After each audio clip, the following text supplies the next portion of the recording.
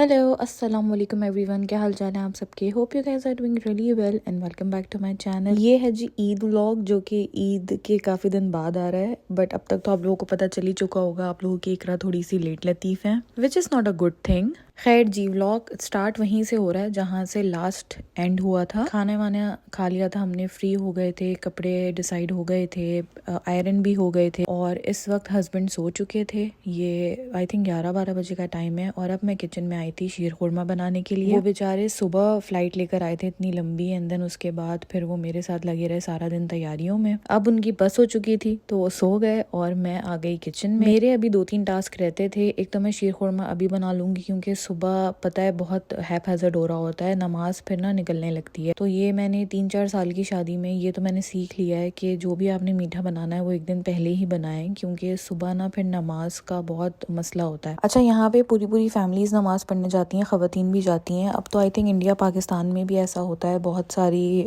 मस्जिद फीमेल्स के लिए ईद की नमाज या जुम्मे की नमाज ऑफर करती हैं। एक अच्छी एक्टिविटी हो जाती है, फील आती है कि ईद है। और वैसे भी जब आप अपने लोगों से दूर या अपने मुस्लिम स्टेट से दूर होते हैं तो ये छोटी छोटी चेंजेस ना बहुत ज़्यादा मैटर करती हैं और आप अपना कल्चर, जो भी हमारा रिलीजन है, उससे हमें कनेक्टेड रखती हैं। अच्छा जी, शीर बड़ी सिंपल तरीके से बनी थी। मैंने असली घी के अंदर जितने भी मेरे पास ड्राई फ्रूट्स थे वो सारे काट के फ्राई कर लिए थे। दूसरी तरफ दूध और चीनी पक रहा था, फिर उसके बाद मैंने उसमें ड्राई फ्रूट्स भी ऐड कर दिए और इसी तरीके से थोड़े से घी में सवैयों को फ्राई करके, बिल्कुल हल्का सा फ्राई करके वो भी ऐड कर दिया था। और फिर मैंने इसको पकने दिया था काफी देर तक। ये कोई 1-1.5 घंटे पका था। जो दूध का लेवल है वो पक पक के नीचे एकदम आ गया था। और जब मुझे लगा कि बस अब इसकी कंसिस्टेंसी ठीक है, ठंडा होके ये और गाढ़ा हो जाएगा, तब मैंने इसे बाहर निकाल लिया था। थोड़ी देर इसको रूम टेम्परेचर पे रखूंगी, जब ये ठंडा हो जाएगा। हम दोनों को खोपरा भी पसंद है तो मैंने इसके ऊपर कोकोनट डेजल कर दिया था और फिर फ्रिज में ठंडा करने के लिए रख दिया था। रात में मैंने किचन अच्छे से क्लीन किया, पूरे घर में हूवर लगाया और फिर मैं सो गई। ये नेक्स्ट डे की क्लिप है, सुबह सुबह का टाइम था। घर वालों से फोन पे बात हो रही थी और उसके साथ साथ मैं ईद गुडी बैग्स बना रही थी। इस बार मैंने ना कुछ डिफरेंट करने का सोचा। हर दफा हम कोई ना कोई स्वीट्स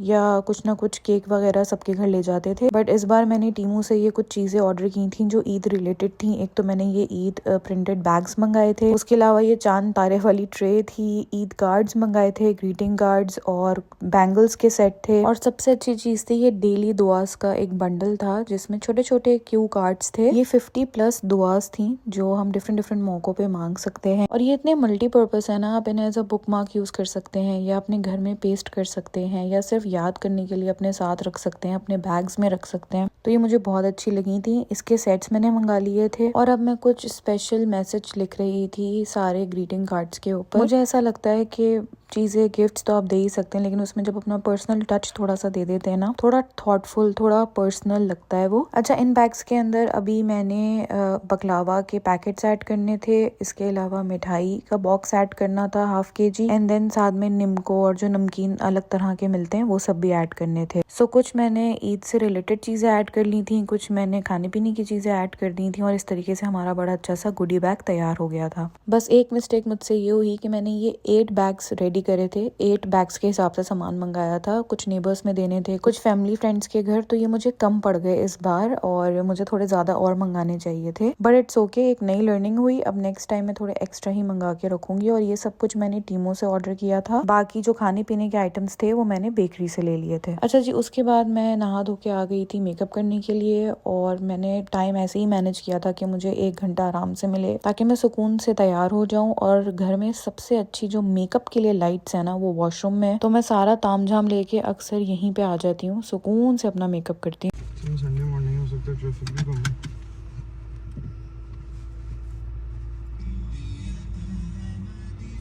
हम जल्दी से बस तैयार हो गए हैं। ये वो ड्रेस है जो मैंने पहना है, जो मैंने लास्ट व्लॉग में आप लोगों को शेयर किया था। और फुल लुक वुक का टाइम नहीं है, अब हम देर हो चुकी है क्योंकि हम जा रहे हैं नमाज़ पढ़ने के लिए।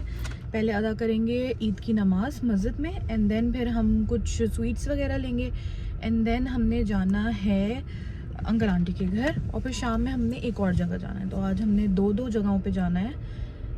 अल्हम्दुलिल्लाह यहाँ पे अब आहिस्ता आहिस्ता वो अपना एक सर्कल बन रहा है और अब ईद भी ईद जैसी फील होती है। ऑब्वियसली याद तो आते हैं अपने घर पाकिस्तान वाले, बट इट्स ओके, जो है अल्लाह का शुक्र अल्हम्दुलिल्लाह। तो चलें।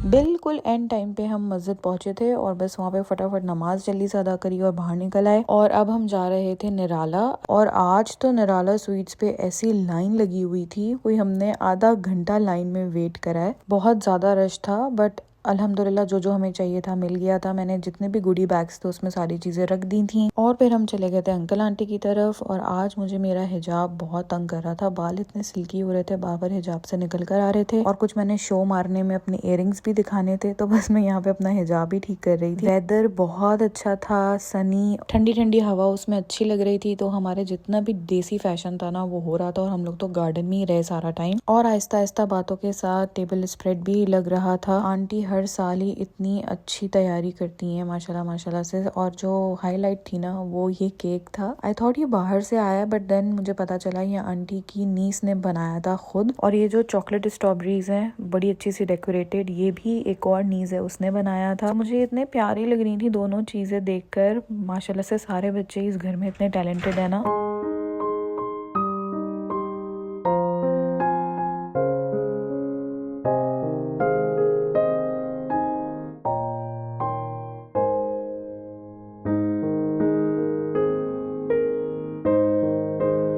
खाने में इतने सारे आइटम्स थे। ये कबाब थे, साथ में मैक एंड चीज था, ये आई थिंक सीख कबाब हांडी थी बहुत मजे की, ये मटन कोरमा था, साथ में चिकन रोस्ट लेग्स थे, चटनियां थी डिफरेंट टाइप्स की, चिकन एंड चीज स्लाइडर्स थे, केक था, चॉकलेट स्ट्रॉबेरीज थी, पेस्ट्रीज थी और ये मंकी ब्रेड थी जिसमें पिज्जा के अंदर स्टफिंग हुई। इसके अलावा रोटी, नान, दही बड़े वो सब भी अलग से था। खाना वाना खा के बहुत सारी बातें करके फिर यहाँ पे बच्चों की एक एक्टिविटी हो रही थी जैसे सीक्रेट सेंटा होता है, ऐसे इन लोगों ने सीक्रेट शेख करके एक एक्टिविटी की थी जिसमें सारे कजन्स एक दूसरे को गिफ्ट्स दे रहे थे and they have to guess कि हमें जो गिफ्ट दिया है वो किसने दिया है। तो ये इतने मजे की एक एक्टिविटी थी एंड मैं आप लोगों से शेयर भी इसीलिए कर रही हूँ कि आप लोग भी अपने घरों में इस तरह से डिफरेंट डिफरेंट एक्टिविटीज करें ताकि बच्चे अपने कल्चर से हमेशा कनेक्टेड रहें। और सारा दिन हमने अंकल आंटी के यहाँ गुजारा, बिल्कुल भी दिल नहीं चाह रहा था वहां से उठ के जाने का क्योंकि हमारा बड़ा दिल लगता है उन लोगों के साथ। बट फिर हमने एक और जगह भी जाना था, so we have to leave. हम आ गए थे अब भाई भाभी की तरफ। अच्छा, अब ये समीर की एक्सटेंडेड फैमिली में से हैं। हाउ कैन आई एक्सप्लेन यार, जो समीर की खाला हैं ये उनके देवर देवरानी भी हैं और कजन्स भी हैं। मतलब जो समीर की खाला की शादी हुई थी वो फैमिली में कजन्स में ही हुई थी। सो वो जो डबल रिश्ते वाला सीन होता है ना ये वो है। एंड ये लोग भी इतने ज्यादा स्वीट और इतने ज्यादा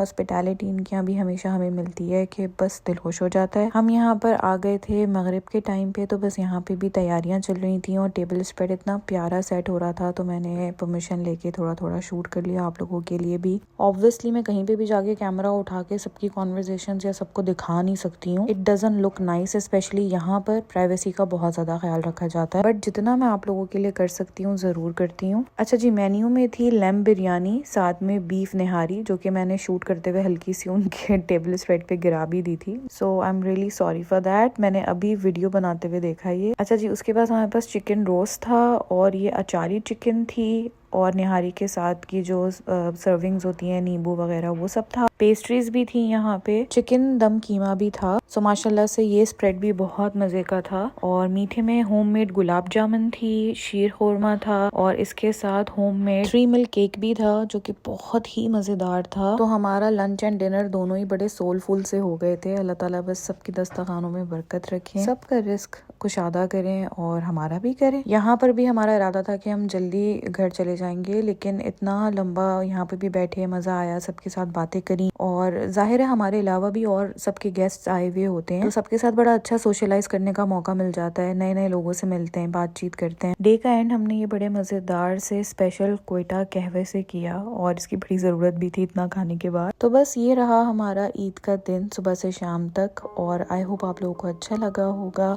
छोटा सा ही व्लॉग है, इतना ही शूट कर पाई, बट आप लोग कहते हैं कि कुछ ना कुछ अपलोड कर दिया करो तो कर रही हूँ। आई होप आप लोगों की ईद भी बहुत अच्छी, बहुत मजेदार गुजरी होगी। व्लॉग अच्छा लगे तो लाइक कर दीजिएगा। अपने और अपने आसपास वालों का बहुत ज्यादा ख्याल रखें, मुझे दुआओं में याद रखें। अल्लाह हाफिज।